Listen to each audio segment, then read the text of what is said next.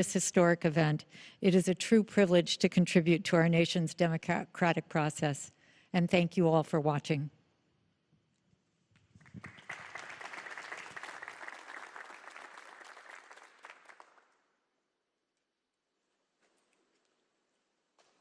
Thank you, Tom and Barbara, very much. Most Valuable Player award for this evening goes to Toby Cosgrove. We couldn't have done it without you.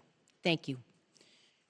One housekeeping bit for the audience. As soon as this debate is over, if you will please remain seated, you will be shown which way to exit. And please stay where you are until that happens. I would like to now introduce Chris Wallace, the moderator of this evening's debate.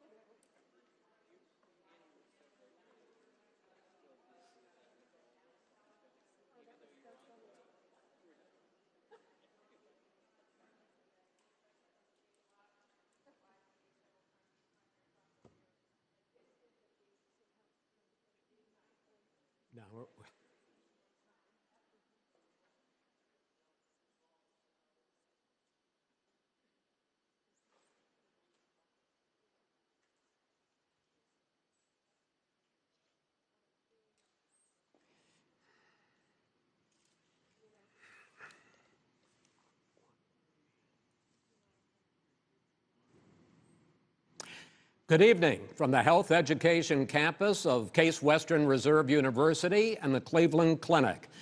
I'm Chris Wallace of Fox News, and I welcome you to the first of the 2020 presidential debates between President Donald J. Trump and former Vice President Joe Biden. This debate is sponsored by the Commission on Presidential Debates. The commission has designed the format, 6 roughly 15-minute segments with 2-minute answers from each candidate to the first question, then open discussion for the rest of each segment.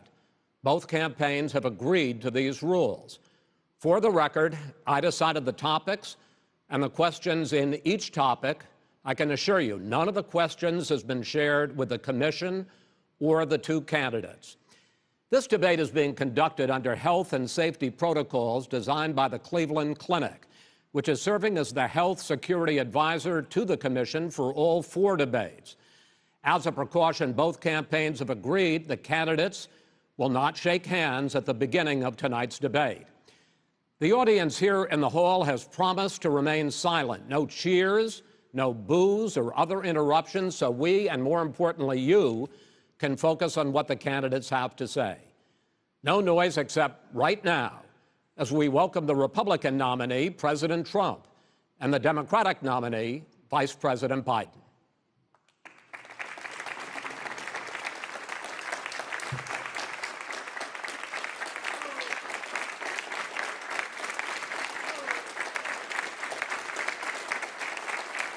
How you doing, man? How are you? I'm well.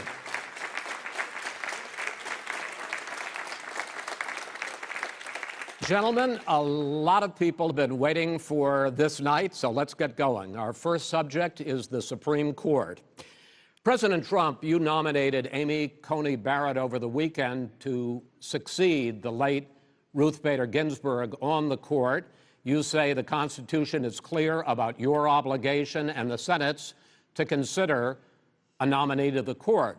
Vice President Biden, you say that this is an effort by the president and Republicans to jam through an appointment and what you call an abuse of power. My first question to both of you tonight, why are you right in the argument you make and your opponent wrong, and where do you think a Justice Barrett would take the court? President Trump, in this first segment, you go first, 2 minutes. Thank you very much, Chris. I will tell you very simply, we won the election. Elections have consequences. We have the Senate, we have the White House, and we have a phenomenal nominee, respected by all, top academic, good in every way, In fact, some of her biggest endorsers are very liberal people from Notre Dame and other places. So I think she's going to be fantastic. We have plenty of time, even if we did it after the election itself. I have a lot of time after the election, as you know. So I think that she will be outstanding. She's going to be as good as anybody that has served on that court. We really feel that. We have a professor at Notre Dame, highly respected by all, said she's the single greatest student he's ever had. He's been a professor for a long time at a great school. And we won the election, and therefore we have the right to choose her. And very few people knowingly would say otherwise. And by the way, the Democrats, they wouldn't even think about not doing it. If they had, the only difference is they'd try and do it faster. There's no way they would give it up. They had Merrick Garland, but the problem is they didn't have the election, so they were stopped. And probably that would happen in reverse also. Definitely would happen in reverse. So we won the election, and we have the right to do it, Chris. President Trump, thank you. Same question to you, Vice President Biden. You have 2 minutes. Well, first of all, thank you for doing this, and looking forward to this, Mr. President. Thank you, Joe. The American people have a right to have a say in who the Supreme Court nominee is, and that say occurs when they vote for United States senators and when they vote for the President of the United States. They're not going to get that chance now because we're in the middle of an election already. The election has already started. tens of thousands of people have already voted. And so the thing that should happen is we should wait. We should wait and see what the outcome of this election is, because that's the only way the American people get to express their view is by who they elect as president and who they elect as vice president.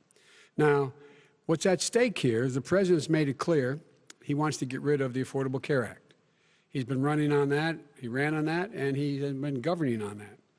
He's in the Supreme Court right now trying to get rid of the Affordable Care Act, which will strip 20 million people from having insurance, health insurance now, if it goes into court. And the justice, and I'm not opposed to the justice, she seems like a very fine person. But she's written before she went on the bench, which is her right, that she thinks that the Affordable Care Act is not constitutional. The other thing that's on the court, and if it's struck down, what happens? Women's rights are fundamentally changed. Once again, a woman could be pay more money because she has a pre-existing condition of pregnancy. They were able to charge a woman more for the same exact procedure a man gets. And that ended when we, in fact, passed the Affordable Care Act. And there's 100 million people who have pre-existing conditions, and they'll be taken away as well. Those pre-existing conditions, the insurance companies are going to love this. And so it's just not appropriate to do this before this election. If he wins the election and the Senate is Democrat or Republican, then he goes forward. If not, we should wait until February. All right. There aren't 100 million people with pre-existing conditions. As far as a say is concerned, the people already had their say. Okay, Justice Ginsburg said very powerfully, very strongly, at some point, 10 years ago or so, she said a president and the Senate is elected for a period of time, but a president's elected for 4 years. We're not elected for 3 years. I'm not elected for 3 years. So we have the Senate, we have a president. He's elected to the next during election. that period of time, we have an opening. I'm not elected for 3 years. I'm elected for 4 years. And the 100 million people, Joe, the 100 million people is totally wrong. I don't know where you got that number. The bigger problem that you have is that you're going to extinguish 180 million people with their private health care that they're very happy with. That's simply not true. Well, you're certainly going to socialist. You're going to socialist medicine. We're now into, gentlemen, we're now into open discussion. Open discussion. Open discussion. Yes, I agree. Go ahead, Vice President. Number White. one, he knows that what I proposed. What I proposed is that we expand Obamacare and we increase it. We do not wipe any, and one of the big debates we had with 23 of my colleagues trying to win the nomination that I won were saying that Biden wanted to allow people to have private insurance still. They can. They do. They will under my proposal. It's not what you've said, But and it's not what your party has said. That is simply your party a lie. doesn't say it. Your party wants to go socialist medicine. My party is and me. socialist right healthcare. now, I am and the they're going to Democratic dominate Party. you, Joe. You know that. I am the Democratic Party right now. The platform of the Not according Democratic to Party Harris. is what I, in fact, approved of. What I approved of. Now, here's the deal. The deal is that it's going to wipe out pre-existing conditions. And by the way, the 200,000 people that have died on his watch, how many of those have survived? Well, there's 7 million people that contracted COVID. What does it mean for them going forward if you strike down the Affordable Care Act? And Joe, you've had pre-existing 308,000 military people dying because you couldn't provide them proper health care in the military. So don't tell me I'm about happy this. to talk about And this. if you were here, Look, it here's wouldn't the be deal. 200, it would be 2 million people because you were very late on the draw. You Late didn't on want the me to draw. ban China, which was heavily infected. You didn't want me to ban All right, gentlemen, Europe, which no, was heavily Mr. President, You would have Mr. been much President, later, Joe. Mr. President, much later. Mr. President, You're talking about 2 million people. You're Mr. not gonna be able President, to as shut the him up. moderator, we are going to talk about COVID in the next segment, but go ahead. Let me finish. The point is that the president also is opposed to Roe v. Wade. That's on the ballot as well in the court. And so that's also at stake right now. And so the election is already You don't know it's begun. on the ballot. Why is it on the ballot? Because Why is you it on the said ballot? It's not you're- on the ballot. It's on the ballot in the I court. don't think so. In the court. Well, There's nothing happening there. Donald, would you And you just be don't quiet know for a her minute? view on Roe v. Wade. You I don't don't know her know. view. Well, all right, let's talk. We got a lot to unpack here, gentlemen. We got a lot of time. So on health care, and then we'll come back to Roe v. Wade. All right. Mr. President, the Supreme Court will hear a case a week after the election in which the Trump administration, along with 18 state attorneys general, are seeking to overturn Obamacare, to end Obamacare. You have spent the last... Because they want to give good health care. If I may ask my question, sir.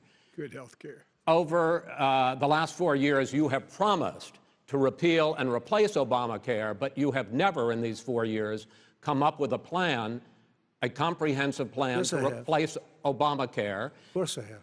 Well, I got rid of the individual mandate. I'm going to give you an opportunity. I got rid of the individual mandate, which was a big chunk of Obamacare. That is absolutely a big thing. That was the worst part of Obamacare. Sir, Chris, that was the worst part of Obamacare. Let me ask my question. Well, I'll ask Joe. The individual mandate was the most unpopular aspect of Obamacare. I got rid of it. I'd like you and we will protect people with President, I'm the moderator of this conditions. debate, and I would like you to let me ask my question, and then you can answer your question.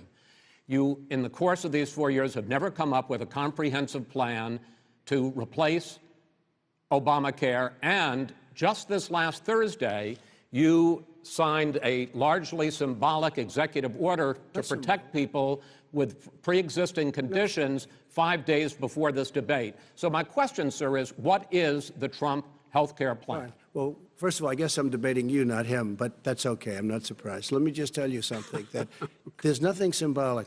I'm cutting drug prices. I'm going with favored nations, which no president has the courage to do because you're going against Big Pharma. Drug prices will be coming down 80 or 90%. You could have done it during your 47-year period in government, but you didn't do it. Nobody's done it. So we're cutting health care. All of the things that we've done, insulin, I give you an example, insulin, it was destroying families, destroying people. The cost, I'm getting it for so cheap. It's like water, you want to know the truth, so cheap. Take a look at all of the drugs that what we're doing, prescription drug prices. We're going to allow our governors now to go to other countries to buy drugs because they pay just a tiny fraction. As I say, this is open discussion. No, let me but ask this you is about, big, this is big stuff. Sir, you'll be happy. I'm about to pick up on one of your points to ask the Vice President, which is he points out that you would like to add a public option to Obamacare, and the argument that he makes and other Republicans make is that that is going to end private insurance. It is and not. Well, if I can ask you the question, it will not end. What your party says, by the way. It will end private insurance and create a government takeover of health care. It does not. It's only for those people who are so poor they qualify for Medicaid. They can get that free in most states, except governors who want to deny people who are poor Medicaid. Anyone who qualifies for Medicare would, Medicaid would automatically be enrolled in the public option. The vast majority of the American people would still not be in that option, number one. Joe, you agreed with Bernie Sanders, who's far left, on the manifesto, we call it, and that gives you socialized medicine. Look, hey, Are you saying I'm not you going to didn't listen agree? to him. The fact of the matter is, I beat Bernie Sanders. Not by much. I beat him a whole hell of a lot. I'm here standing facing you, old buddy. Pocahontas would have left 2 days early. You would have lost every primary. All he knows how to on do is Super hurt. Tuesday. You got Look, very lucky. here's the deal. I got very lucky. I'm going to get very lucky tonight as well. And tonight I'm going to make sure, because here's the deal. Here's the deal. The fact is that everything he's saying so far is simply a lie. I'm not here to call out his lies. Everybody knows he's a liar. But you I just agree. want to make sure. Joe, you're the liar. I want to make sure. You graduated last in your class, not first in your class. I want to make Mr. sure. President, can you let him finish, sir? No, he doesn't know how to do that. He has, You'd be surprised. You picked You'd be surprised. the Go ahead, wrong Joe. guy, the Talk, wrong Joe, night at go. the wrong time. Listen, you agreed with Here's the Bernie deal. Sanders to the The manifesto. whole idea. Let him. There is no manifesto, number one. Please let him speak, Mr. Number President. two. You just lost the left. Number two. You just lost the left. You agreed with Bernie Sanders on a plan Folks, that's absolutely agreed folks, do you have any and under that idea plan, what you have this clown's socialized, doing? They call it Mr. You Mr. have any President, do? socialized medicine. Mr. Well, President. I tell you what, he is not for any help for people needing health care. Because he, in fact, already has cost 10 million people their health care that they had from their employers because of his recession. Number one. Number two, there are 20 million people getting health care through Obamacare now that he wants to take it away. He won't ever look you in the eye and say that's what he wants to do. Take it away. No, I want to give them better health care at a much lower price because and by the way, Obamacare he doesn't is know no how. good. He doesn't know how I've to do that. already fixed it. He has never I've offered already a plan. fixed it to an extent. He has never done a as you single might thing. know, but probably don't. Gentlemen, you realize is no if you're good, both Joe. speaking at the It's same no good, time, and it's too expensive. let the president go ahead, sir. Obamacare is no good. We made it better, and I had a choice to make very early on. We took away the individual mandate. We guarantee pre-existing conditions, but took away the individual mandate. Listen, this is the way it is. And that destroyed, that they shouldn't even call it Obamacare. Then I had a choice to make. Do I let my people run it really well or badly? Yeah. If I run it badly, they'll probably blame him, but they'll blame me. But more importantly, I want to help people, okay? I said, you got to run it so well. That's what he's and I known just for. had a meeting with them. They said, the problem is no matter how well you run Obamacare, it's a disaster. It's too expensive. Okay. Premiums are too high, and it doesn't work. So we do want to get rid of it. Chris, we want to get rid of it. I understand it, sir, but I have to give you roughly equal time. Good. Please let the vice president talk. Good. He has no plan for health care. Of course we do. Please. He sends out wishful thinking. He has executive orders that have no power. He hasn't lowered drug costs for anybody. He's been promising a health care plan since he got elected. He has none, like almost everything else he talks about. He does not have a plan. He doesn't have a plan. And the fact is, this man doesn't know what he's talking about. All right. I have one final question for you, sure. Mr. Vice President. If Senate Republicans, we were talking originally about the Supreme Court here, if Senate Republicans go ahead and confirm Justice Barrett, there has been talk about ending the filibuster or even packing the court, adding to the 9 justices there. You call this a distraction by the president, but in fact it wasn't brought up by the president. It was brought up by some of your Democratic colleagues in the Congress. So my question to you is, you have refused in the past to talk about it. Are you willing to tell the American people tonight whether or not you will support either ending the filibuster or packing the court? Whatever position I take on that, that'll become the issue. The issue is the American people should speak. You should go out and vote. You're in voting now. Vote and let your senators know how strongly you feel. Vote now. Are you going to pack the Make court? sure you, in fact, let people know you're a senator. Question. I'm not going to answer the question Why because, you answer that because question? the question is radical left. Will you shut up, man? Listen, who is on your list, Joe? Who's on your list? All right, gentlemen, I think this we've is ended so this. He's going to pack the court. We have not going to give a list. We have ended this segment. We're going to move on to the second segment. That was really a productive segment, wasn't it? Keep yapping, man. The people understand, Joe. They sure 47 years you've done nothing. They understand. All right. The second subject is COVID-19, which is an awfully serious subject, so let's try to be serious about it. We have had more than 7 million cases of coronavirus in the United States, and more than 200,000 people have died. Even after we produce a vaccine, experts say that it could be months or even years before we come back to anything approaching normal. My question for both of you is, based on what you have said and done so far and what you have said you would do starting in 2021, why should the American people trust you more than your opponent to deal with this public health crisis going forward? In this case, the question goes to you first, sir. 2 minutes uninterrupted. Good luck. 200,000 dead. As you said, over 7 million infected in the United States. We, in fact, have 4% of the world's population, 20% of the deaths. 40,000 people a day are contracting COVID. In addition to that, about between 750 and 1,000 people a day are dying. When he was presented with that number, he said, it is what it is. Well, it is what it is because you are who you are. That's why it is. The president has no plan. He hasn't laid out anything. He knew all the way back in February how serious this crisis was. He knew it was a deadly disease. What did he do? He's on tape as acknowledging he knew it. He said he didn't tell us or give people a warning of it because he didn't want to panic the American people. You don't panic. He panicked. In addition to that, what did he do? He went in and he we were insisting that the Chinese, the people we had on the ground in China should be able to go to Wuhan and determine for themselves how dangerous this was. He did not even ask Xi to do that. He told us what a great job Xi was doing. He said we owe him a debt of gratitude for being so transparent with us. And what did he do then? He then did nothing. He waited and waited and waited. He still doesn't have a plan. I laid out back in March exactly what we should be doing. And I laid out again in July what we should be doing. We should be providing all the protective gear possible. We should be providing the money the House has passed in order to be able to go out and get people the help they need to keep their businesses open schools that cost a lot of money.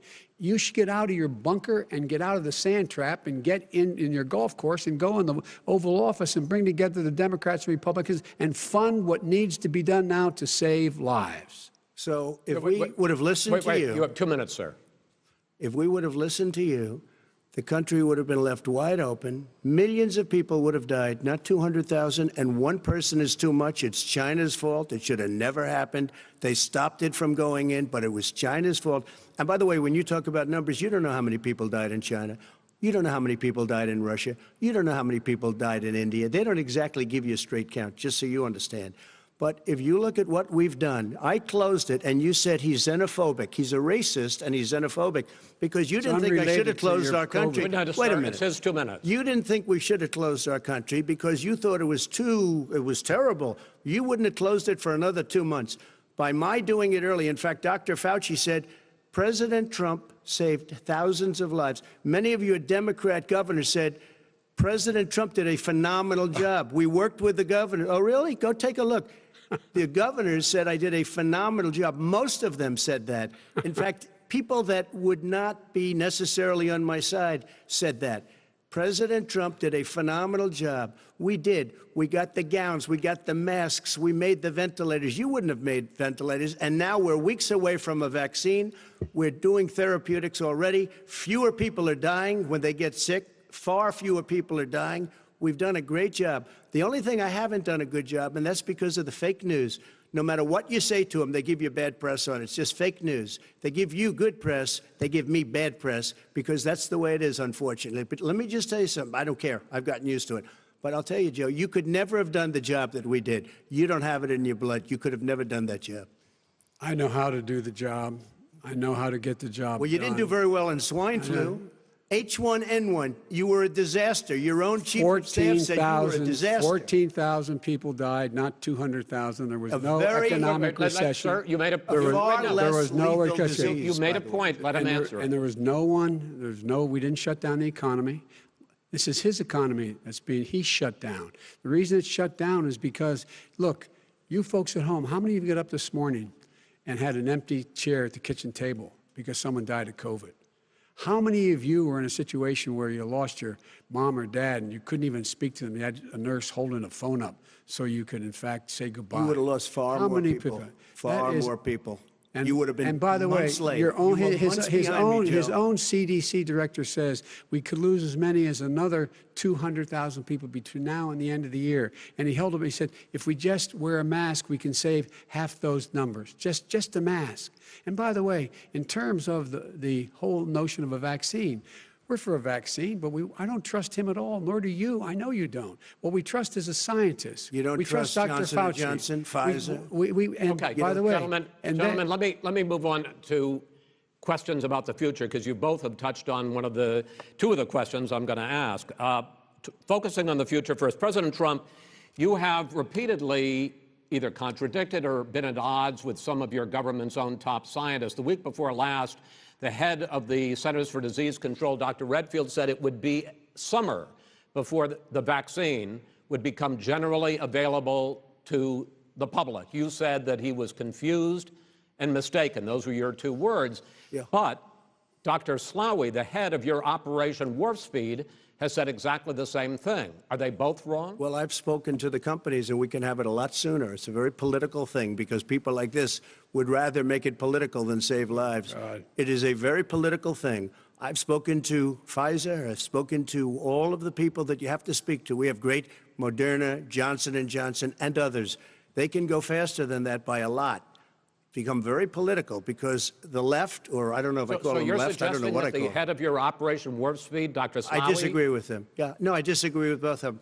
And he didn't say that. He said it could be there, but it could also be much sooner. I had him in my office 2 days ago. He talked about the summer, sir, before it's generally available. Just like He Dr. said it's a Redfield. possibility that we'll have the answer before November 1st. It could also I'm be talking after about when it's that. generally available, not when it Well, will we're be. going to deliver it right away. We have the military all set up. Logistically, they're all set up. We have our military that delivers soldiers, and they can do 200,000 a day. They're going to be This delivering is the the same vaccine. man It's who all told set you up. by Easter this would be gone away. By the warm weather, it'd be gone. Miraculous, like a miracle. And by the way, maybe you could inject some bleach in your arm, and that would take care of it. This is the same That man. was said sarcastically, and you know that. That was said sarcastically. And so here's the deal. This man is talking about a vaccine. Every serious company is talking about maybe having a vaccine done by the end of the year. But the distribution of that vaccine will not occur until sometime beginning or the middle of next year to get it out, if we get the vaccine. And pray God we will.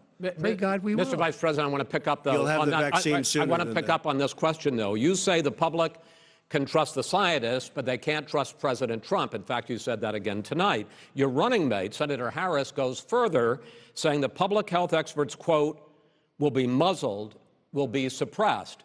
Given the fact that polls already show that people are concerned about the vaccine and are reluctant to take it, are you and your running mate, Senator Harris, contributing to that fear? No more than the question you just asked him. You pointed out.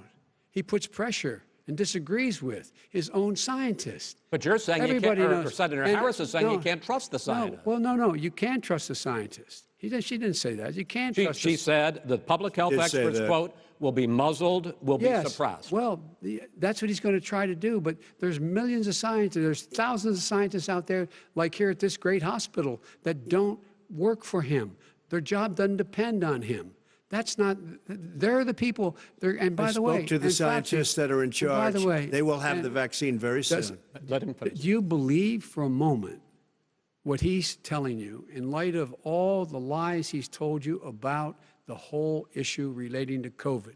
He still hasn't even acknowledged that he knew this was happening, knew how dangerous it was going to be back in February, and he didn't even tell you. He's on record as saying it. He panicked or he just looked at the stock market, one of the two, because guess what? A lot of people died, and a lot more are going to die unless he gets a lot smarter, a lot quicker. So- Mr. President? Did you use the word smart? So you said you went to Delaware State, but you forgot the name of your college. You didn't go to Delaware State. You graduated either the lowest or almost the lowest in your class. Don't ever use the word smart with me. Don't ever use that word. Oh, give me a break. Because you know what? There's nothing smart about you, Joe. 47 years, you've done nothing. Let's have this debate. And if We'll you see would have who's had, let me just tell you something, Joe. No, If you would have had the charge of what I was put through, I had to close the greatest economy in the history of our country. And by the way, now it's being built again. see, and We're it's going to going get up to the fast. economy in the next segment, sir. Okay. It's going up fast. I Okay. look forward to I- talking when about it comes to how the virus has been handled so far, the two of you have taken very different approaches, and this is going to affect how the virus is handled going forward by whichever of you ends up becoming the next president. I want to quickly go through several of those. Reopenings. Vice President Biden, you have been much more reluctant than President Trump about reopening the economy and schools. Why, sir? Because he doesn't have a plan. If I were running, I know what the plan is. You've got to provide these businesses the ability to have the money to be able to reopen with the PPE as well as with the sanitation they need. You have to provide that them to Nancy plastic. Pelosi. Well, he's just shush for a minute. Tell it to Nancy Pelosi. And Schumer, by the Brian way, Chuck. Nancy Pelosi and Schumer, they have a plan. He won't even meet with them. The Republicans won't meet with him in the Okay. Senate. But- And he sits on his golf course. And, I mean, literally, think about it. You probably play think more than about I it. do, Joe. What about this question of reopenings and the fact Well, he wants to shut down this country. And I want to keep it open. And we You did ju- a he great thing just by admitted shutting he it shut down. it down. Wait a minute, Let Joe. him Let me finish, shut sir. you down for a second, Joe, just for 1 second. He wants to shut down the country. We just went through it. We had to because we didn't know anything about the disease. Now we found that elderly people with heart problems and diabetes and different problems are very, very vulnerable. We learned a lot. Young children aren't. Even younger people aren't. We've learned a lot. But he wants to shut it down. More people will be hurt by continuing. If you look at Pennsylvania, if you look at certain states that have been shut down, they have Democrat governors all. One of the reasons they're shut down is because they want to keep it shut down until after the election on November 3rd. I want to move on to another because subject. it's a I want to move political on to another I've got to subject. respond. But those states are not doing well that are shut down Which is right got now. to respond to that. President shut Trump, down the you whole have country. begun to increasingly question the effectiveness of masks as a disease preventer. And in fact, recently you have cited the issue of waiters touching their masks and touching plates. Are you questioning No, I think the masks efficacy are okay. of You have masks? to understand, if you look, I mean, I have a mask right here. I put a mask on, when I think I need it. Tonight, as an example, everybody's had a test, and you've had social distancing and all of the things that you have to. But I Just wear like your masks rallies. when needed. When needed, I wear masks. Okay, let me ask. I don't wear masks like him. Every time you see him, he's got a mask. He could be speaking 200 feet away from it. He shows up with the biggest mask I've ever seen. I will say this. Vice President Biden, go ahead, sir. Look, the way to open businesses is give them the wherewithal to be able to open. We provided money. The Congress. But I was asking you, sir, about masks. Well, masks make a big difference. His own head of the CDC said if we just wore masks between now, everybody wore masks in social distance between now and January, we'd probably save up to 100,000 lives. It matters. And they've also said the opposite. They've also said no serious person said the opposite. They've No also said, well, look serious at I wanna Dr. ask you- Fauci. Dr. Fauci said the He opposite. did not I want say to the ask you, we opposite. got He a said little very bit more than strongly, a minute left in this masks segment. are not good. Then he changed his mind. He said masks are good. I'm wanna okay ask- with masks. I I'm want to not ask you fighting both about masks. one last subject, because your different approaches has even affected the way that you have campaigned. President Trump, you're holding large rallies with crowds packed together, thousands of people. Outside. Outside, yes, sir, agreed. Vice President Biden, you are holding much smaller events with Because nobody will show up. people with. Well, it's true. Nobody shows up to his rallies. All right. In any case, why you holding the big rallies? Why you not? You go first, sir. Because people want to hear what I have to say. I mean, But are you I've not done a worried great about it job spreading as a disease? president, and I'll have 35,000 people show up at airports. We use airports. Are you not worried hangars, about and we the have a disease lot of issues, people. sir? Well, so far we have had no problem whatsoever. It's outside. That's a big difference, according to the experts. And we do them outside. We have tremendous crowds, as you see. I mean, and literally on 24 hours' notice. And Joe does the circles and has 3 people someplace. Okay. By the way, did you see Sir. one of the last big rallies he had? And a reporter came up to him to ask him a question. He said, no, stand back. Put on your mask. Put on a mask. Have you been tested? I'm way far away from those other people. That's what he said. I can't. I'm going to be okay. He's not worried about you. He's not worried about the people out there breathing in one another. We've had no negative cheek to effect. jowl. No negative effect. We've had no negative effect. And we've had 35,000, 40,000 All right. people wanna at these rallies. Just Yes. quickly finish up, because I want to move on to our next. Yes, I would. He's been totally irresponsible the way in which he has handled the social distancing and people wearing masks, basically encouraged them not to. All right. He's a fool on this. If you could get the crowds, you would have done the same thing. But you can't. Nobody cares. Gentlemen, can we move on to the Nobody cares. Gentlemen, can we move on to the economy? Yes. The economy is, I think it's fair to say, recovering faster than expected from the shutdown. Much faster. In the second quarter, the unemployment rate fell to 8.4% last month. The Federal Reserve says the hit to growth, which is going to be there, is not going to be nearly as big as they had expected. President Trump, you say we are in a V-shaped recovery. Vice President Biden, you say it's more of a K-shape. What difference does that mean to the American people in terms of the economy? President Trump, in this segment, you go first. So we built the greatest economy in history. We closed it down because of the China plague. When the plague came in, we closed it down, which was very hard psychologically to do. He didn't think we should close it down, and he was wrong. And again, 2 million people would be dead now. Instead of still 204,000 people is too much. One person is too much. Should have never happened from China. But what happened is we closed it down, and now we're reopening, and we're doing record business. We had 10.4 million people in a 4-month period that we've put back into the workforce.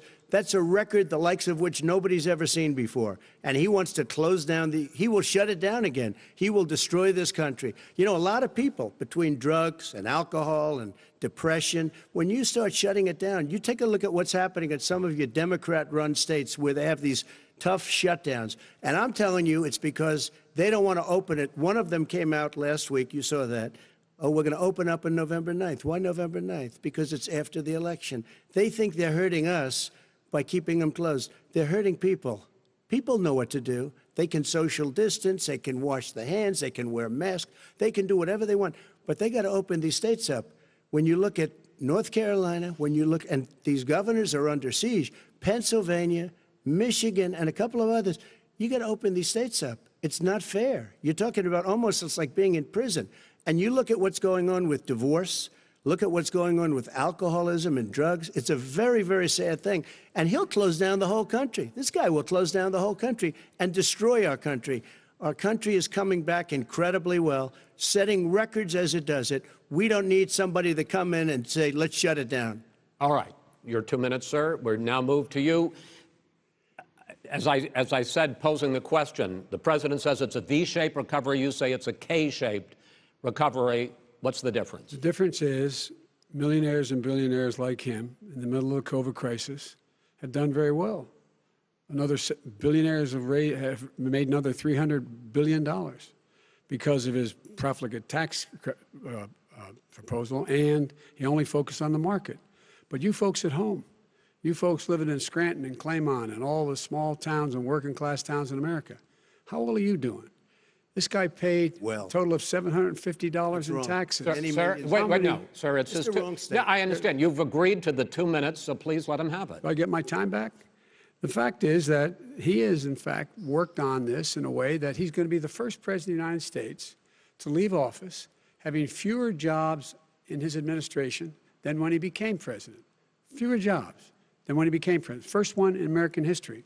Secondly, the people who have lost their jobs are those people who have been on the front lines, those people who have been saving our lives, those people who have been out there dying, people who've been putting themselves in the way to make sure that we could all try to make it. And the idea that he is insisting that we go forward and open when you have almost half the states in America with a significant increase in COVID deaths and COVID cases in the United States of America. And he wants to open it up more. Why does he want to open it up? Why doesn't he take care of the American? You can't fix the economy until you fix the COVID crisis. And he has no intention of doing anything about making it better for you all at home in terms of your health and your safety. Schools. Why aren't schools open? Because it costs a lot of money to open them safely. You know, they were going to give, his administration was going to give the teachers and school students masks. And then they decided, no, couldn't do that because it's not a national emergency. Not a national emergency. They've done nothing to help small businesses. Nothing. They're closing. 1 in 6 is now gone.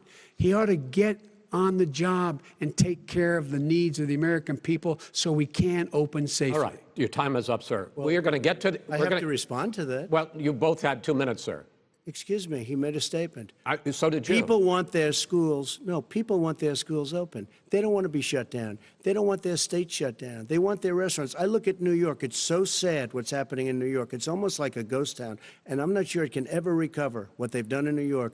People want their places open. They want to get back to their lives. They'll be careful, but they want their schools open. I'm the one that brought back football. By the way, I brought back Big Ten football. It was me, and I'm very happy to do it.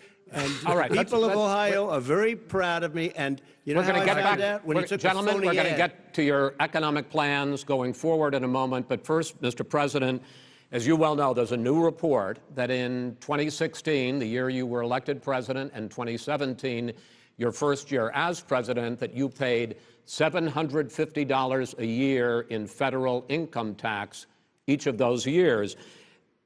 I know that you pay a lot of other taxes, but I'm asking you the specific question. Is it true that you paid $750 in federal income taxes each of those 2 years? I paid millions of dollars in taxes, millions of dollars of income tax. And let me just tell you, There was a story in one of the papers. Show us your tax I paid returns. $38 million one year. I paid $27 million Show us your tax one year. returns. I went, you'll see it as soon as it's finished. You'll see it. You know, if you want to go to the Board of Elections. There's a 118-page or so report that says everything I have, every bank I have, I'm totally under-leveraged because the assets are extremely good. And we have a very, I built a great company. I'm asking you a specific question, which is... But let me tell you... I understand all of that. Release your I tax understand all return. of that. But No, Mr. President. Go ahead. I'm asking you a question. Will you tell us how much you paid in federal income taxes in 2016 and 2017? Millions of dollars. You paid millions of dollars? Millions of dollars, So yes. not 750? Millions of dollars, and you'll get to see it. And you'll get to see it. But let me just tell you, Chris, let me just tell you something, that it was the tax laws. I don't want to pay tax. Before I came here, I was a private developer. I was a private business people. Like every other private person, unless they're stupid, they go through the laws, and that's what it is. He passed a tax bill that gave us all these privileges for depreciation and for tax credits. We build the building and we get tax credits, like the hotel on Pennsylvania Avenue. You get a massive, which, by the way, was given to me by the Obama administration, if you can believe that. Now, the man got fired right after that happened. But Vice President Biden, you want to respond? Yeah, I do want to respond. Look, the tax code that made him, put him in a position that he pays less tax than a school teacher makes on the money a school teacher makes is because of him he says he's smart because he can take advantage of the tax code. And he does take advantage of the tax code. That's why I'm going to eliminate the Trump tax cuts. And I'm going to eliminate those tax cuts and make sure that we invest in the people who, in fact, need the help.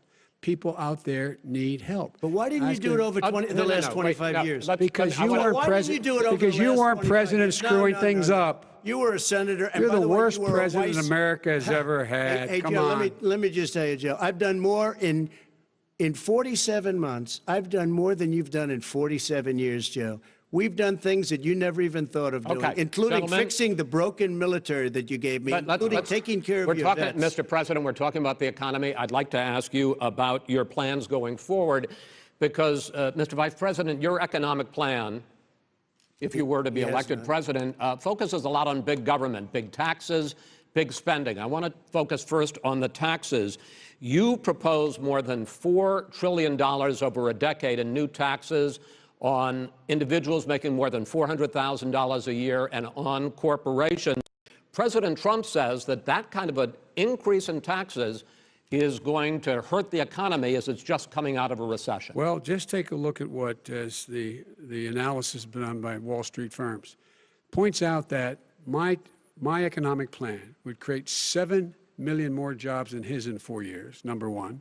And number two, it would create an additional $1 trillion in economic growth, because it would be about buying American. That we're going to make this federal government spend $600 billion a year on everything from ships to steel to buildings and the like.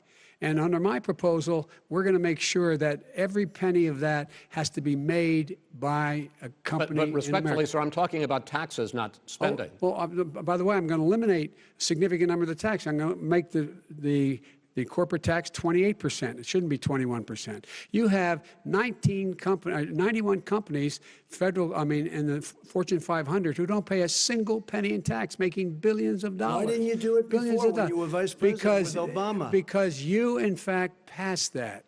That was your tax proposal. I got it done. And you know what happened? Yeah, you got it done. Our economy boomed like it's never boomed The economy is busted. Mr. President, let me pick up on that. You would continue your free market approach, lower taxes, more deregulation, correct? Not lower taxes for American people. But in Obama's, you talk about the economy booming, it turns out that in Obama's final 3 years as president, more jobs were created, 1.5 million more jobs than in the first 3 years of your presidency. They had the slowest recovery since economic recovery since 1929. It was the slowest recovery. Also, they took over something that was down here. All you had to do is turn on the lights and you pick up a lot.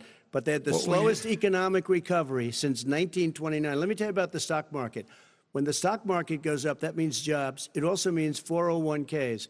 if you got in, if you ever became president with your ideas, you want to terminate my taxes, I'll tell you what, you'll lose half of the companies that have poured in here will leave, and plenty Half of of the companies that are companies, already here, they'll leave for hardly other any companies places. have They will poured in leave, here. and you will have a Have it. depression, the likes of which you've never seen. Look, Mr. we Vice inherited the worst recession short of a depression in American history.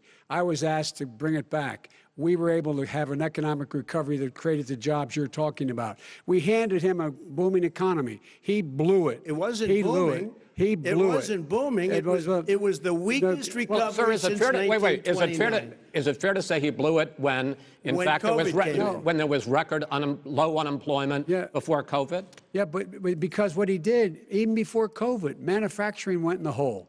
Manufacturing went in the hole. Excuse number me, one. Chris. Wait. Number two. Chris. Number three. They said it would take. No, you were number two. No. Chris. They said it would This take guy a is miracle to bring back manufacturing. I brought back 700,000 jobs. They brought back nothing. They gave up on manufacturing. We Part did of not my agree. standard fare. I'm the guy that He brought totally back gave the up on automobile manufacturing. industry. All right, let him. We brought back, I was asked to bring back Chrysler and General Motors. We brought them back right here in the state of Ohio and Michigan. He blew it. They're gone. He blew it. And in fact, they're going. Ohio had the best year it's ever had last year. Michigan had the best year they've ever had. That is not Many true. car companies came in from Germany, from Japan, went to Michigan, went to Ohio. They're not having And that. they didn't come in with you. Mr. Vice President, go ahead. And so you take a look at what he's actually done. He's done very little. His trade deals are the same way. He talks about these great trade deals. You know, he talks about the art of the deal. China's perfected the art of the steal. We have a higher deficit with China now than we did before. We have the highest trade deficit China with ate Mexico. your lunch, down All right, gentlemen, 18%. China ate your lunch, Joe. And no wonder your son goes in and he takes out billions of dollars, to manage. He makes millions of dollars. And also, Simply while not we're at it, true. why is it, just out of curiosity, the mayor of Moscow's wife gave your son $3.5 million. What did he do to deserve it? What did he do with Burisma to deserve $183,000? None You've of asked that your is question, true. let him answer. None of that is true. Oh, really? He didn't Totally get No, $3.5 million? Mr. President, It's Mr. totally- President, please. Totally ask a question. discredited. Totally discredited. And by the way, Well, wait, he didn't get No, no. $3.5 million, Joe? Mr. Vice, He got Mr. $3.5 million. President, it is not true. Oh, really? Mr. Oh. President, But, it's an open discussion, please. Now, It's a fact. Well, It you is have not a raised an fact. cer let the It's been Vice totally President answer. discredited. Did There was a Burisma pay him report. $183,000 a month with no experience in energy? Mr. Look, President, no job. My son did nothing wrong at Burisma. I think he and did. Mr. the only guy President, that let did him something- answer.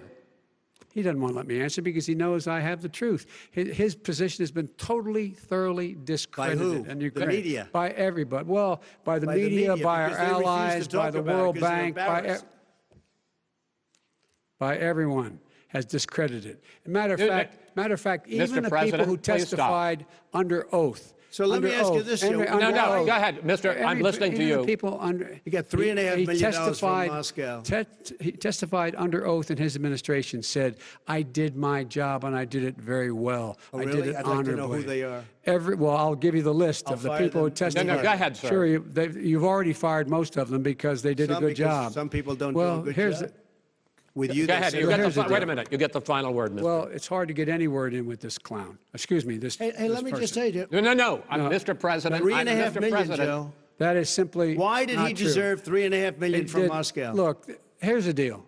We want to talk about families and ethics. I don't want to do that.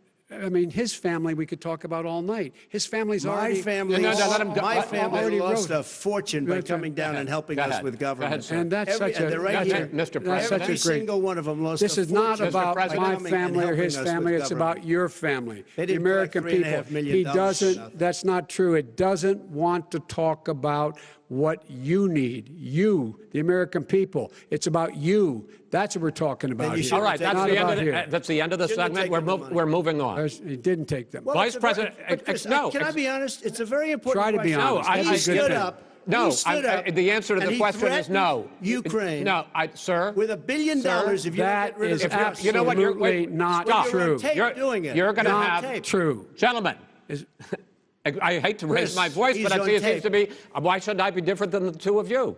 So here's the That's a deal. good point. We have 6 segments. We have ended that segment. We're going to go to the next segment. In that segment, you each are going to have 2 uninterrupted moments. In those 2 uninterrupted minutes, Mr. President, you can say anything you want.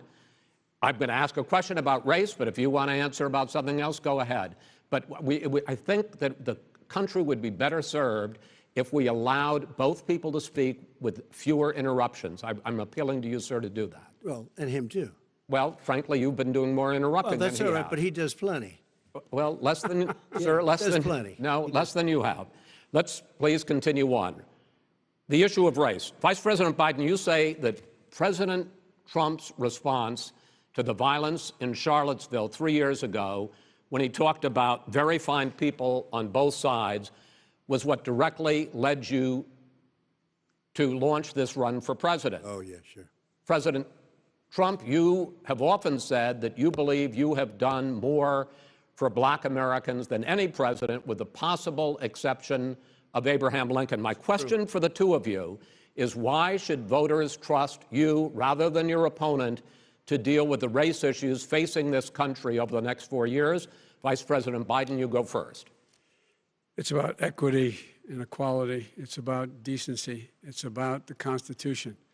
And we have never walked away from trying to require equity for everyone, equality for the whole of America. But we've never accomplished it. But we've never walked away from it like he has done.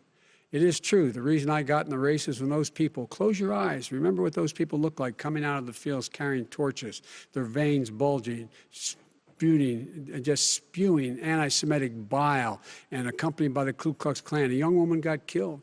And they asked the president what he thought. He said there were very fine people on both sides. No president's ever said anything like that. It is whose Now, 2 minutes, sir. second point I'd make to you is that when Floyd was killed, when Mr. Floyd was killed, there was a peaceful protest in front of the White House. What did he do? He came out of his bunker, had the military use tear gas on him so he could walk across to a church and hold up a Bible.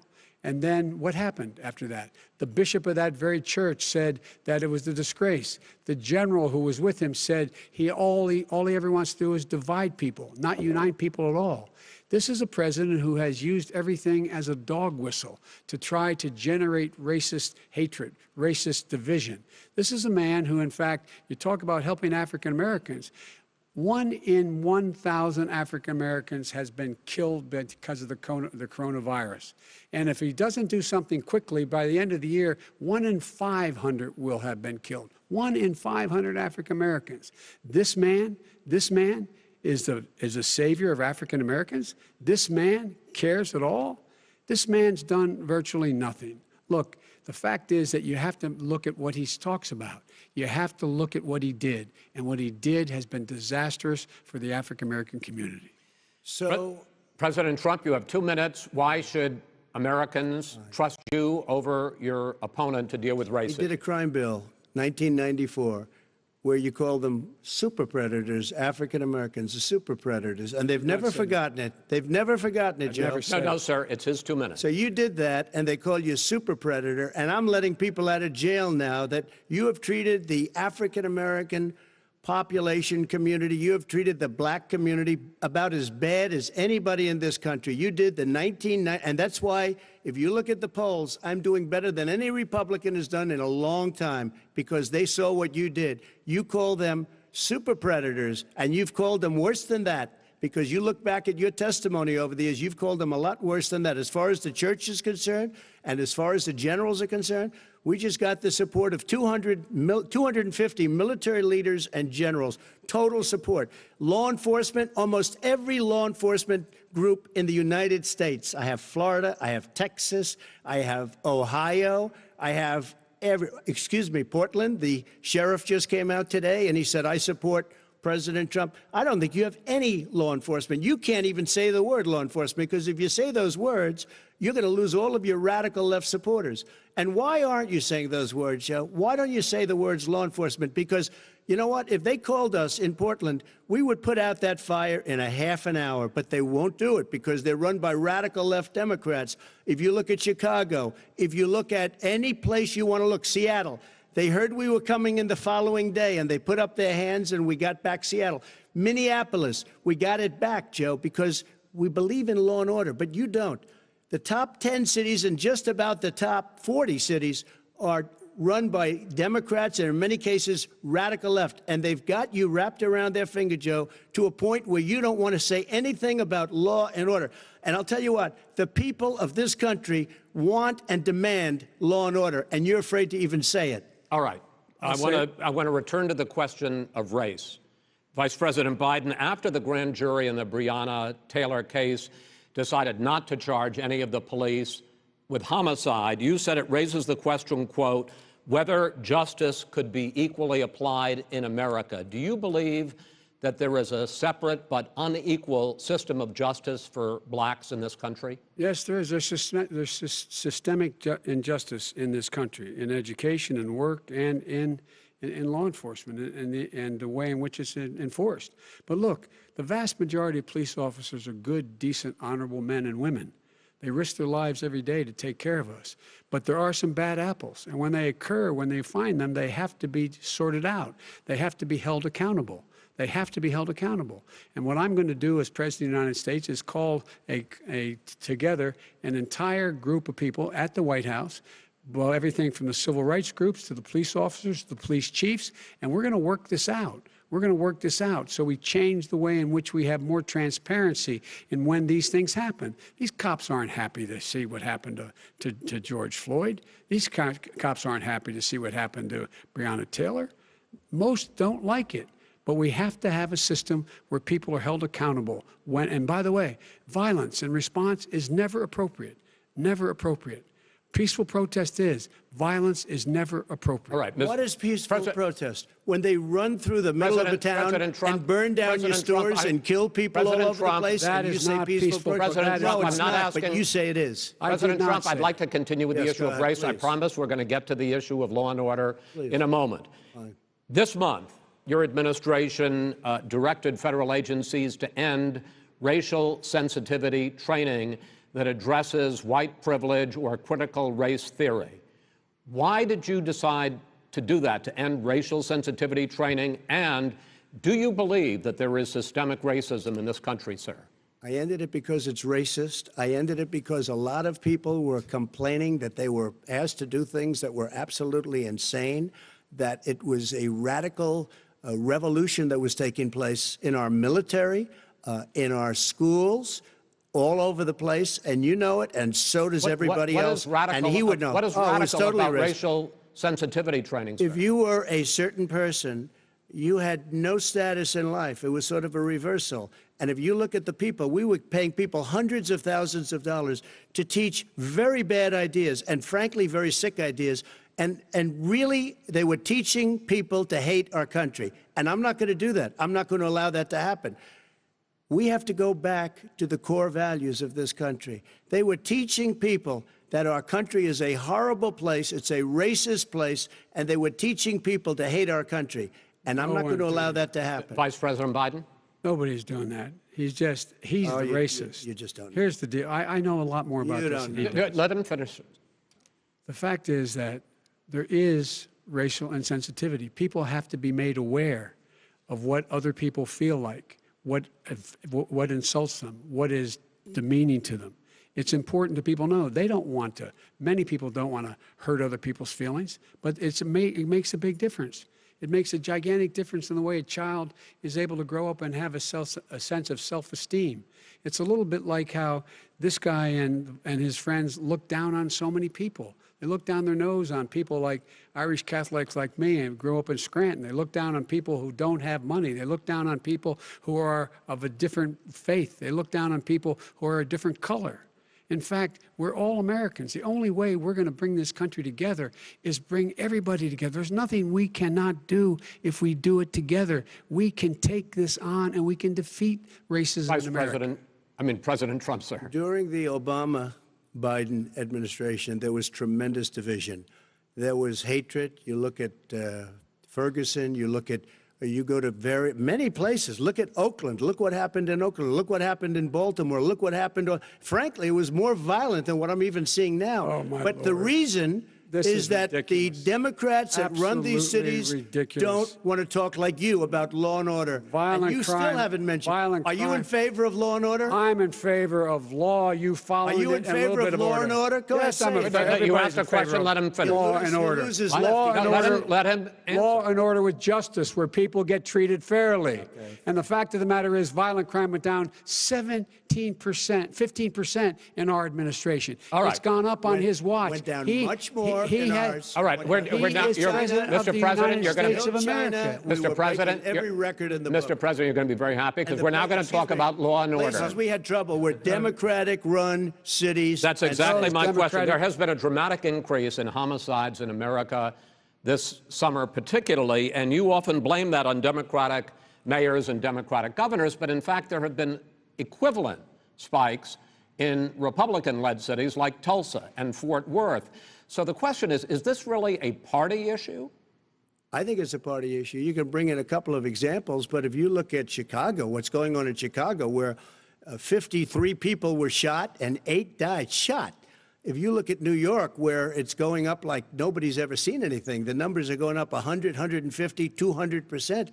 Crime. It is cities. crazy what's going on. And he doesn't want to say law and order because he can't, because he'll lose his radical left supporters. And once he does that, it's over with. But if he ever got to run this country and they ran it the way he would want to run it, we would have our suburbs would be gone. By the way, our suburbs would be gone, and you would see problems like you've never seen. He would know a suburb unless he took a wrong turn. Oh, I know suburbs. He would not. So much I was better. raised, Go ahead. I was, Wait a minute. I was raised in the suburbs. This is not 1950. All these dog whistles and racism don't work anymore. Suburbs are by and large integrated. There's many people today driving their kids to soccer practice and or to black and white and Hispanic in the same car as there have been any time in the past. What really is a threat to the suburbs and their safety is his failure to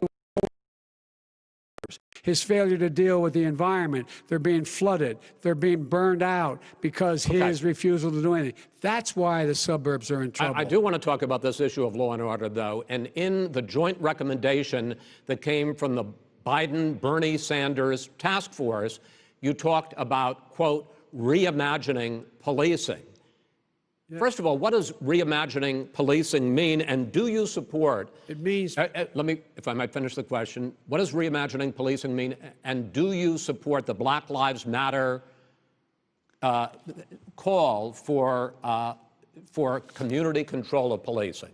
Look, what I support is the police having the opportunity to deal with the problems they face.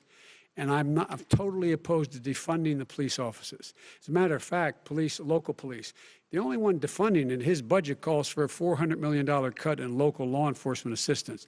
They need more assistance. They need, when they show up for a 9/11 call, to have someone with them as a psychologist or psychiatrist to keep them from having to use force and be able to talk people down.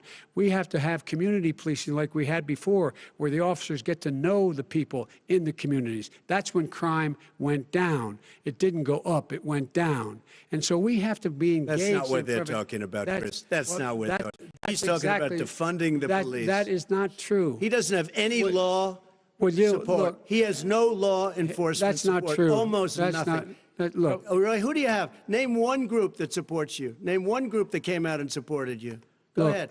Look, think. We have time. We don't have time to do anything. No, think about it. All right, Name folks, one law enforcement group that came out and supported gentlemen, you. I think I'm going to take back the There moderator's aren't. I don't role, think there are any. and I want to get to another subject, which is the issue of protests in many cities that have turned violent. In Portland, Oregon, especially, we had more than 100 straight days of protests, which I think you would agree. You talk about peaceful protests. Many of those turned into riots. Mr. Vice President, you say that people who commit crimes should be held accountable. The question I have, though, is, as the Democratic nominee, and earlier tonight you said that you are the Democratic Party right now, have you ever called the Democratic mayor of Portland or the Democratic governor of Oregon and said, hey, you got to stop this, bring in the National Guard, do whatever it takes, but you stop the days and months of violence in Portland? I don't hold public office now. I am a former vice president. I've made it clear in my public statements that the violence should be prosecuted. It should be prosecuted, and anyone who commits it But should you've be never prosecuted. called for the people, He's never the said leader. that. Excuse me, sir. You have never called for the leaders in Portland and in Oregon to bring in the National Guard and knock off 100 days of riots. They can, in fact, take care of it if he just stay out of the way. Look here. Oh, really? Here, Oh, really? here's the thing. I sent in the wait, I U.S. asked him a Marshals to question. get the killer No, of the young man in the middle of the street. They shot him, and for 3 days, President Trump, Portland wouldn't do anything. I had to send in the U.S. Marshals. They took care of business. Go ahead, sir. And by the way, you know, his own former spokesperson said, you know, riots and chaos and violence help his cause. That's what this is all about. I don't know who said that. I do. Who? I think Kellyanne Conway. I don't think she said that. She said that. don't- And so here's the All thing. right. But here's the point. Go ahead, The point sir. is that that's what he is, keeps trying to rile everything up. He doesn't want to calm things down. Instead of going in and talking to people and saying, let's get everybody together, figure out how to deal with this. What's he do? He just pours gas. Solitary Okay, time. and to button up this segment, I'm going to give you a minute to answer, sir. You have repeatedly Well, wait, criticized. I have to answer his No, statement. you have His statement. repeatedly. Wait, you have just one no. second. You've been talking He back made and a forth. statement. I'm asking you. I would love to you know, end it. sir. I would love to end it, and You we know, if would you want to very- switch seats, We would very quickly. We could do that, but I'd I'm send in no, the National Guard. It would be over. There'd be no problem. Okay, But they good. don't want to accept the National Guard. You have repeatedly criticized the vice president for not specifically calling out Antifa and other left-wing That's right. extremist groups. But are you willing tonight to condemn white supremacists and militia groups and to say that they need to stand down and not add to the violence in a number of these cities, as we saw in Kenosha and as we've seen in Portland? Sure, are you I'm willing prepared to to do specifically that, but do it? Well, I go would ahead, say, sir. I would say almost everything I see is from the left wing, not from the right wing. So what are you saying? I'm willing to do anything. I want to see Well, peace. then do it, sir. Say it. Do it. Say it. Do you want to call him? What do you want to call him? Give me a name. Give me a White name. Go ahead. supremacists and Who would right you like me to supremacists. condemn? White Proud Boys. supremacists and right-wing Proud militia. Boys, stand back and stand by. But I'll tell you what. Somebody's got to do something about Antifa and the left, because this is not a right-wing problem. His This own is a left-wing. FBI director This said is a the threat left-wing of problem. white Go ahead, sir. supremacists. Antifa's an idea, not an organization. Oh, you gotta be not kidding. militia. That's what Oh, really? his It's an idea. FBI, Okay. FBI director Gentlemen, said. Well, we're then gonna- you know what? No, He's no, wrong. we're done, sir. We're moving on to the next. Everybody We're gives moving. you When a bat advice hits in you your over the head, that's administration. not an idea. Everybody in Antifa your is bad. administration tells you the truth has a bad idea. Can I tell you what? You have no ideas that are. Antifa is a dangerous All right, radical gentlemen, group. we're now moving on to the Trump And and you ought to be Biden careful with records. them. They'll overthrow you. When in a 2 president, seconds. I'm going to ask a question. When the president seeks a second term, it is generally a referendum on his record. But Vice President Biden, you like to quote one of your dad's sayings, which is, don't compare me to the almighty, compare me to the alternative. And in this case, sir, you are the alternative. Looking at both of your records, I'm going to ask each of you, why should voters elect you president over your opponent? In this segment, President Trump, you go first, 2 minutes. Because there has never been an administration or president who has done more than I've done in a period of 3.5 years. And that's despite the impeachment hoax. And you saw what happened today with Hillary Clinton, where it was a whole big con job. But despite going through all of these things, where I had to fight both flanks and behind me and above, there has never been an administration that's done what I've done. The greatest, before COVID came in, the greatest economy in history, lowest unemployment numbers. Everything was good. Everything was going. And by the way, there was unity going to happen. People were calling me for the first time in years. They were calling and they were saying, it's time maybe. And then what happened? We got hit, but now we're building it back up again. A rebuilding of the military, including Space Force and all of the other things. A fixing of the VA, which was a mess under him. 308,000 people died because they didn't have proper health care. It was a mess. And we now got a 91% approval rating at the VA, our vets. We take care of our vets. But we've rebuilt our military. The job that we've done, and I'll tell you something, some people say maybe the most important. By the end of the first term, I'll have approximately 300 federal judges and Court of Appeals judges, 300, and hopefully 3 great Supreme Court justices. That is a record, the likes of which very few people, and you know one of the reasons I'll have so many judges? because President Obama and him left me 128 judges to fill. When you leave office, you don't leave any judges. That's like you just don't do that. They left 128 openings, and if I were a member of his party, because they have a little different philosophy, I'd say if you left us 128 openings, you can't be a good president, you can't be a good vice president. But I want to thank you because it gives us almost, it'll probably be above that number by the end of this term. 300 judges. It's a record. Looking at both your records, why should voters elect you president as opposed to President Trump? You have 2 minutes uninterrupted. Under this president, we become weaker, sicker, poorer, more divided, and more violent. When I was vice president, we inherited a recession. I was asked to fix it. I did. We left him a booming economy, and he caused the recession. With regard to being weaker, the fact is that I've gone head-to-head with Putin and made it clear to him we're not going to take any of his stuff. He's Putin's puppy. He still refuses to even say anything to Putin about the bounty on the heads of American soldiers. Your son got $3.5 million. And by the way, Mr. my son... Wait a minute. Mr. President, your campaign agreed to both sides would get 2-minute answers uninterrupted. Well, your side agreed to it, and why don't you observe what your campaign agreed to as a ground rule, okay, sir? He never keeps his word. No, I'm not asking. That was a rhetorical question. Can you Go add ahead, back sir. 30 seconds? Yeah, yes, okay. you may have. All right. Go ahead. So, thirdly, we're poor.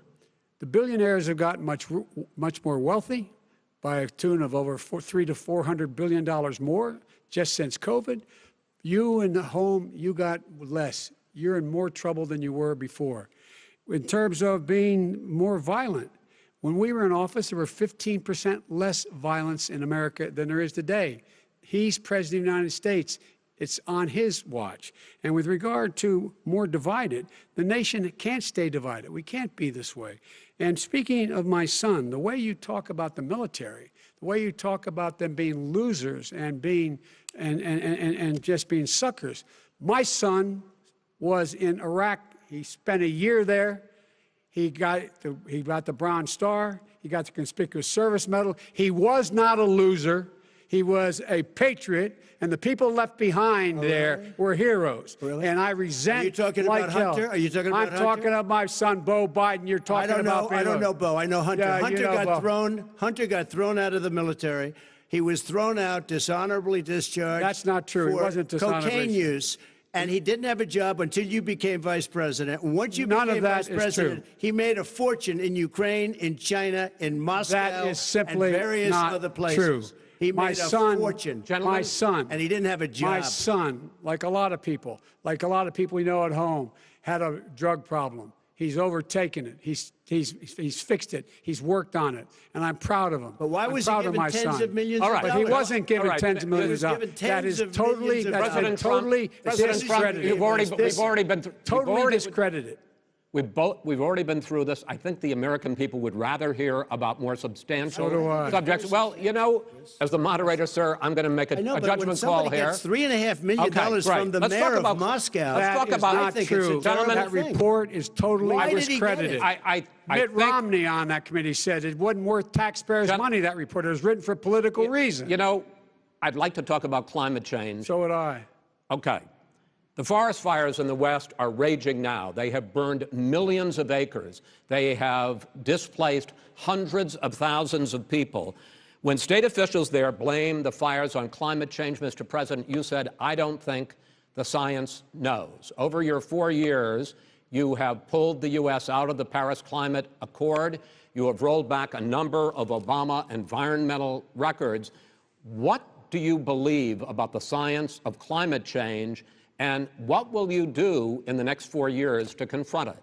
I want crystal clean water and air. I want beautiful, clean air. We have now the lowest carbon. If you look at our numbers right now, we are doing phenomenally.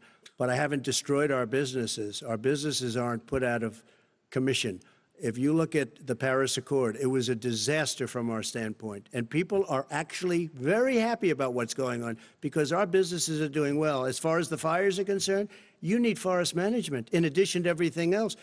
the forest floors are loaded up with trees, dead trees that are years old, and they're like tinder, and leaves and everything else. You drop a cigarette in there, the whole forest burns down. You've got to have forest management. You've got to have cuts. What do you believe about the science of climate change, sir?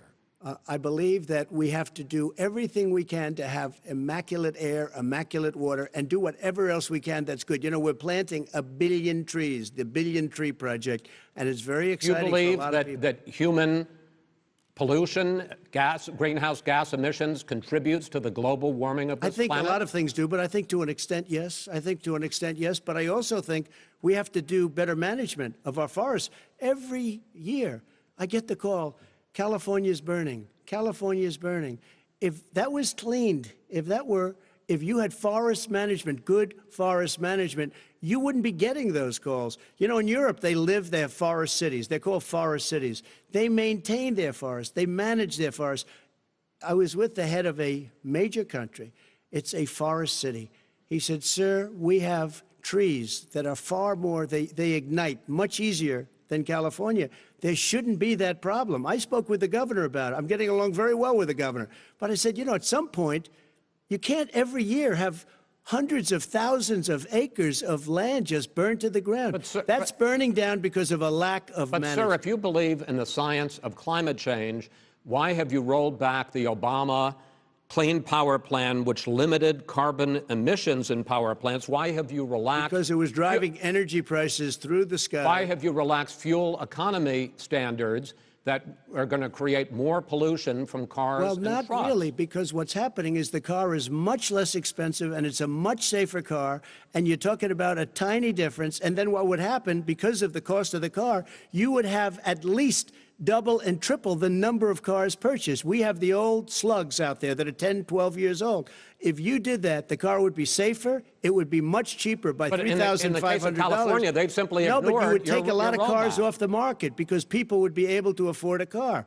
Now, and by the way, we're going to see how that turns out. But a lot of people agree with me, many people. The car has gotten so expensive because they have computers all over the place for an extra little bit of gasoline. And I'm okay with electric cars, too. I think I'm all for electric cars. I've given big incentives for electric cars. But what they've done in California is just crazy. Right. Vice President Biden, I'd like you to respond to the president's climate change record, but I also want to ask you about a concern. You proposed $2 trillion in green jobs. You talk about new limits, not abolishing, but new limits on fracking, ending the use of fossil fuels to generate electricity by 2035, and zero net emission of greenhouse gases by 2050. The president says a lot of these things would tank the economy and cost millions of jobs. He's absolutely wrong, number one. Number two, if in fact, during our administration, the Recovery Act, I was in charge, able to bring down the cost of renewable energy to cheaper than or as cheap as coal and gas and oil. Nobody's going to build another coal-fired plant in America. No one's going to build another oil-fired plant in America. They're going to move to renewable energy, number one.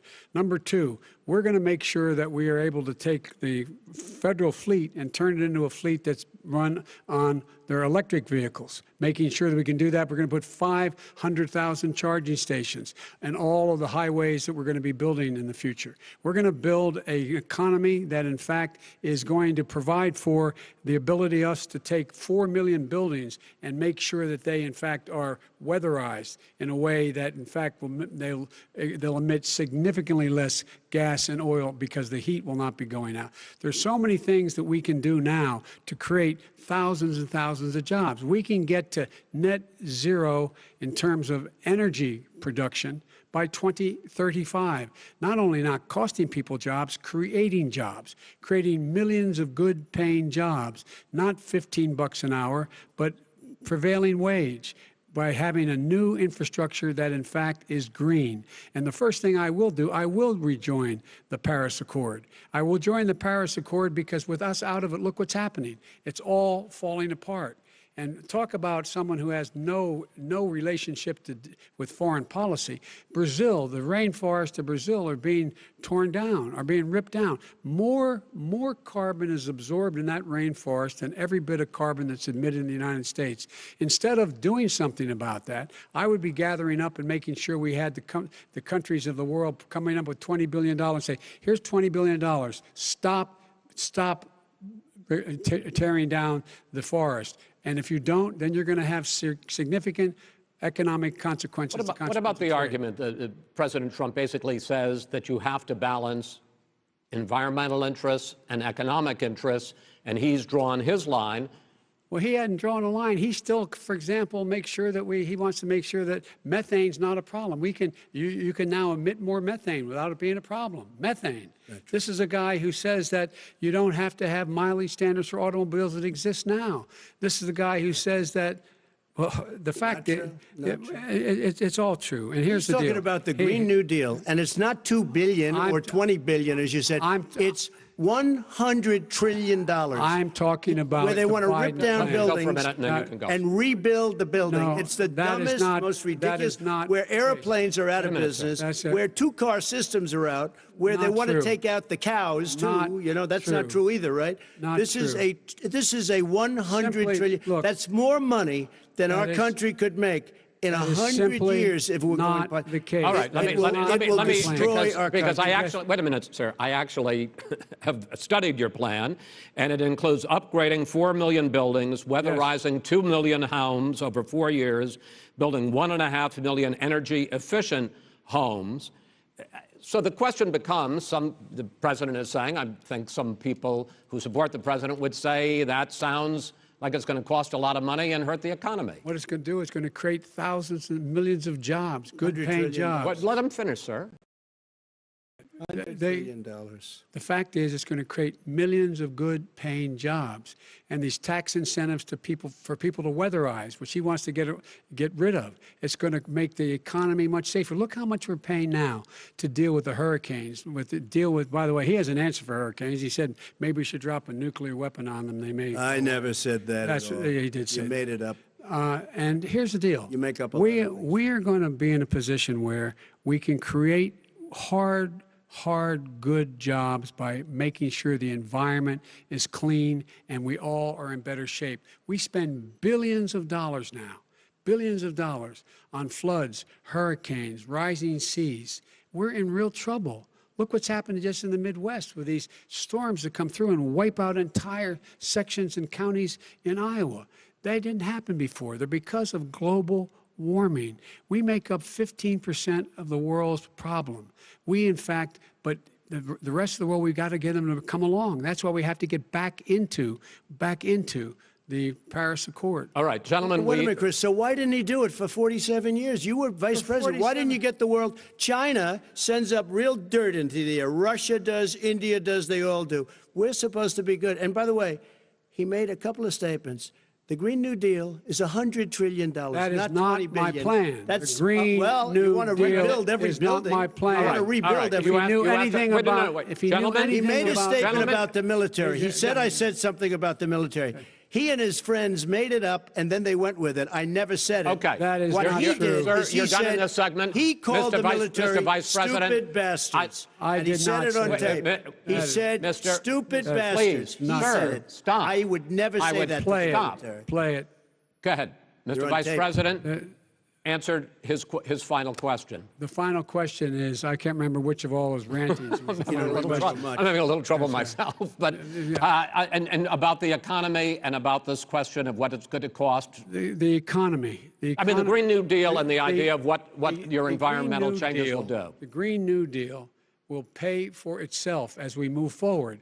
We're not going to build plants that, in fact, are great polluting plants. So do you We're going to support build the Green New Deal? Pardon me? Do you support No, I don't support the Green New Deal. Oh, you don't? Oh, well, that's a big statement. I support that means the you just lost the radical left. I Oh, support you the don't. Biden plan that I put forward. Okay.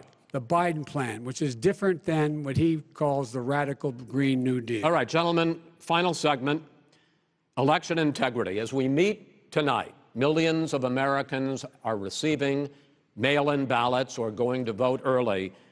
How confident should we be that this will be a fair election, and what are you prepared to do over the next 5+ weeks, because it'll not only be to Election Day, but also counting some ballots, mail-in ballots after Election Day? What are you prepared to do to reassure the American people that the next president will be the legitimate winner of this election? In this final segment, Mr. Vice President, you go first. Prepared to let people vote. They should go to iwillvote.com, decide how they're going to vote, when they're going to vote, and what means by which they're going to vote. His own Homeland Security Director, and as well as the FBI Director, says there is no evidence at all that mail-in ballots are a source of being manipulated and cheating. They said that. The fact is that there are going to be millions of people because of COVID that are going to be voting by mail-in ballots, like he does, by the way. He sits behind the Resolute desk and sends his ballot to Florida, number one. Number two, we're going to make sure that those people who want to vote in person are able to vote, because enough poll watchers are there to make sure they can socially distance. The polls are open on time, and the polls stay open until the votes are counted. And this is all about trying to dissuade people from voting, because he's trying to scare people into thinking that it's not going to be legitimate. Show up and vote. You will determine the outcome of this election. Vote, vote, vote. If you're able to vote early in your state, vote early. If you're able to vote in person, vote in person. Vote whatever way is the best way for you, because he cannot stop you from being able to determine the outcome of this election. And in terms of whether or not, when the votes are counted, and they're all counted, that will be accepted. If I win, that will be accepted. If I lose, that'll be accepted. But by the way, if in fact he says he's not sure what he's going to accept, well, let me tell you something. It doesn't matter, because if we get the votes, it's going to be all over. He's going to go. He can't stay in power. It won't happen. It won't happen. So vote. Just make sure you understand you have it in your control to determine what this country is going to look like the next 4 years. Is it going to change, or you get 4 more years of these lies? Mr. President, 2 minutes. So when I listened to Joe talking about a transition, there's been no transition from when I won. I won that election. And if you look at crooked Hillary Clinton, if you look at all of the different people, there was no transition, because they came after me trying to do a coup. They came after me spying on my campaign. They started from the day I won, and even before I won, from the day I came down the escalator with our First Lady. They were a disaster. They were a disgrace to our country. And we've caught them. We've caught them all. We've got it all on tape. We've caught them all. And by the way, you gave the idea for the Logan Act against General Flynn. You better take a look at that, because we caught you in a sense. And President Obama was sitting in the office. He knew about it too. So don't tell me about a free transition. As far as the ballots are concerned, it's a disaster. A solicited ballot, okay, solicited is okay. You're soliciting, you're asking, they send it back, you send it back. I did that. If you have an unsolicited, they're sending millions of ballots all over the country. There's fraud. They found them in creeks. They found some with the name Trump, just happened to have the name Trump just the other day in a waste paper basket. They're being sent all over the place. They sent 2 in a Democrat area. They sent out 1,000 ballots. Everybody got 2 ballots. This is going to be a fraud like you've never seen. The other thing, it's nice on November 3rd, you're watching and you see who won the election. And I think we're going to do well, because people are really happy with the job we've done. But you know what? We won't know. We might not know for months, because these ballots are going to be all over. Take a look at what happened in Manhattan. Take a look at what happened in New Jersey. Take a look at what happened in Virginia and other places. They're not losing 2%, 1%, which, by the way, is too much. An election could be won or lost with that. They're losing 30 and 40%. It's a fraud, and it's a shame. And can you imagine where they say, you have to have your ballot in by November 10th. November 10th. That means that's 7 days after the election, in theory, should have been announced. Okay. We have major states with that, all run by Democrats. 2 minutes is 2 minutes. All run by Democrats. It's President Trump, it's a rigged election. You're going to be able to continue. You have been charging for months that mail-in balloting is going to be a disaster. You say it's rigged, that it's going to lead to fraud. But in 2018, in the last midterm election, 31 million people voted mail-in voting. That was a quarter, more than a quarter, of all the voters that year cast their ballots by mail. Now that millions of mail-in ballots have gone out, what are you going to do about it? And are you counting on the Supreme Court including a Justice Barrett, to settle any dispute? Yeah, I think I'm counting on them to look at the ballots, definitely. I don't think I hope we don't need them in terms of the election itself. But for the ballots, I think so, because what's happening is incredible. I read today, where at least 1% of the ballots for 2016 were invalidated. They take them, we don't like them, we don't like them. But what they are you throw going to them do out about left it? There and are right. millions of ballots going out What right you now. do What is are you gonna go do? and vote. You do a solicited ballot, No, and that's I okay, know or your you go and complaint. vote. I'm asking you about the fact that millions of people You go and vote. You go and vote. But like what I'm they, saying is, what are like you they gonna do used about to the in fact the that old. millions of people? You either do, Chris, a solicited ballot where you're sending it in, they're sending it back, and you're sending. They have mailmen with lots of it. Did you see what's going on? Take a look at West Virginia. Mailmen selling the ballots. They're being sold. They're being dumped in rivers. This is a horrible thing for our country. There is no. This is not. There is no. This is not going to end well. There is Okay. no This evidence is of that. not going Vice to President end well. Biden- 5 states In fact, have had go ahead, sir. mail-in ballots for the last decade or more. 5, including 2 Republican states. And you don't have to solicit the ballot. It's sent to you. It's sent to your home. What we're saying is, they're saying is that it has to be a postmark by the time, by Election Day. If it doesn't get in till the 7th, 8th, 9th, it still should be counted. He's just afraid of counting the votes because he knows You're what the wrong. outcome You're is. wrong. No, I want to votes. continue with you on I this, love counting Vice the President votes. Biden. Because Chris, he's so wrong when he makes a statement like that. Excuse me, Vice President Biden. The biggest problem, in fact, over the years with mail-in voting has not been fraud historically. It has been that sizable numbers, sometimes hundreds of thousands of ballots are thrown out because they have not been properly filled out, or there is some other irregularity, or they missed the deadline. So the question I have is, are you concerned that the Supreme Court with a Justice Barrett will settle any dispute? I am concerned that any court would settle this because here's the deal. When you get a ballot and you fill it out, you're supposed to have an affidavit. If you didn't know, you have someone say that this is me. You should be able to, if in fact you can verify that's you before the ballot is thrown out, that's sufficient to be able to count the ballot because someone made a mistake and not dotting the correct I. Who they voted for, testify, say who they voted for, say it's you. That is totally legitimate. All right. Excuse me, Chris, when you have 80 million ballots I have a final sending question. and swamping the system, you know it can't be done. You know it can't. And already there's been so now fraud. Mail service delivers wait a minute, gentlemen. And the 185 final million question pieces of mail a is, day. in 8 ballots. states, we can keep talking. In 8 it's a states, disgrace. election workers are prohibited, currently by law, 8 states, from even beginning to process ballots, even take them out of the envelopes and flatten them until Election Day. That means that it's likely, because there's going to be a huge increase in mail-in balloting, that we are not going to know on election night who the winner is, that it could be days, it could be weeks. Could be months. Until we find out who the new president is. So first for you, sir, finally for the Vice President, I hope neither of you will interrupt the other. Will you urge your supporters to stay calm during this extended period, not to engage in any civil unrest? And will you pledge tonight that you will not declare victory until the election has been independently certified? President Trump, you go first. I'm urging my supporters to go into the polls and watch very carefully, because that's what has to happen. I am urging them to do it. As you know, today there was a big problem. In Philadelphia, they went in to watch. They're called poll watchers, a very safe, very nice thing. They were thrown out. They weren't allowed to watch. You know why? Because bad things happen in Philadelphia, bad things. And I am urging my people. I hope it's going to be a fair election. If it's a fair election, I am 100% on board. But if I see tens of thousands of ballots being manipulated, I can't go along with that. And I'll tell you what, does that from mean, a common sense, does that mean you're I'll tell going to you tell what your it means. people to take to the It means you have a fraudulent election. You're sending out 80 million ballots. They're not equipped to. These people aren't equipped to handle it. Number one. Number two, they cheat.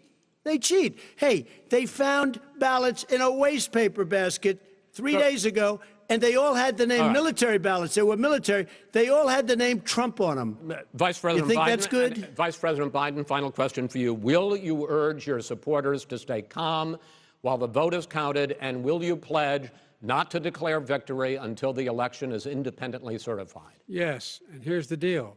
They count the ballots, as you pointed out. some of these ballots in some states can't even be opened until Election Day. And if there's thousands of ballots, it's going to take time to do it. And by the way, our military, they've been voting by ballots since the end of the Civil War, in effect. And that's what's going to happen. Why was it not? Why is it for them somehow not fraudulent? It's the same process. It's honest. No one has established at all that there is fraud related to mail-in ballots, that somehow it's a fraudulent process. It's already been established. Take a look at Carolyn Maloney's race. I asked you had an opportunity to respond. Look at Carolyn Maloney. Go ahead. They have no idea what happened. Vice President Biden, go ahead. He has no idea what he's talking about. Here's the deal. The fact is, I will accept it, and he will too. You know why? Because once the winner is declared, after all the ballots are counted, all the votes are counted, that'll be the end of it. That'll be the end of it. And if it's me, in fact, fine. If it's not me, I'll support the outcome.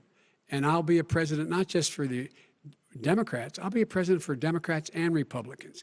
And this guy, I want to see an honest ballot count. Gentlemen, you say that's the end of it? This is the end of this debate? Honest ballot count. We're going to leave it there. To be continued as in more debates as we go on.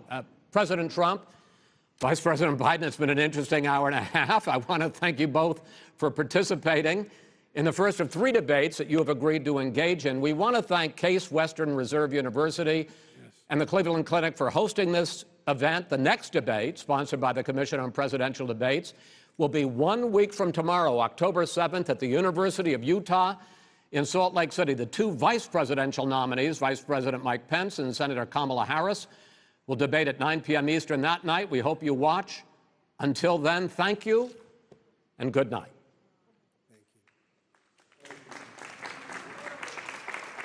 Thank you.